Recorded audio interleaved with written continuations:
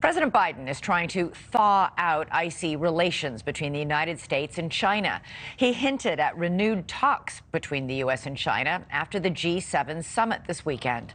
Tensions between the two countries hit a peak in February when the Biden administration shot down the Chinese spy balloon. And today, China ratcheted tensions back up, taking aim at America's largest memory chip maker. Chief Washington Correspondent Blake Burman is live. And Blake, the president is signaling that things are going to be improving shortly, but it doesn't seem to be so.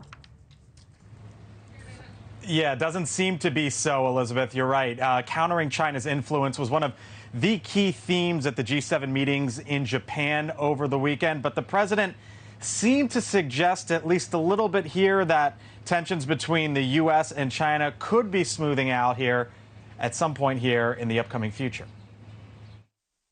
After giving the go-ahead to shoot down China's spy balloon, the commander-in-chief now has a new prediction. 2 freight cars worth of spying equipment was flying over the United States, and it got shot down, and everything changed in terms of talking to one another.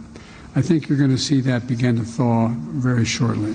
But China responded with a much firmer tone, a spokesperson for the foreign ministry saying, quote, the U.S. side should immediately lift sanctions and take concrete actions to remove obstacles and create a favorable atmosphere and conditions for dialogue and communication. In a continued sign of trying to curtail China's worldwide reach, the Secretary of State, Antony Blinken, signed a security pact with Papua New Guinea Monday.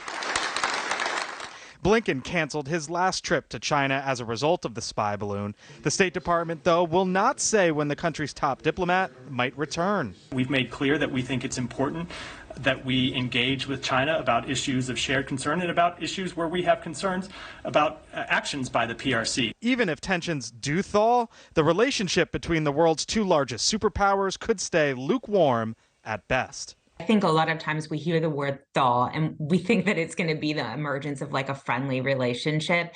And that's never going to happen, quite frankly, with a country like China.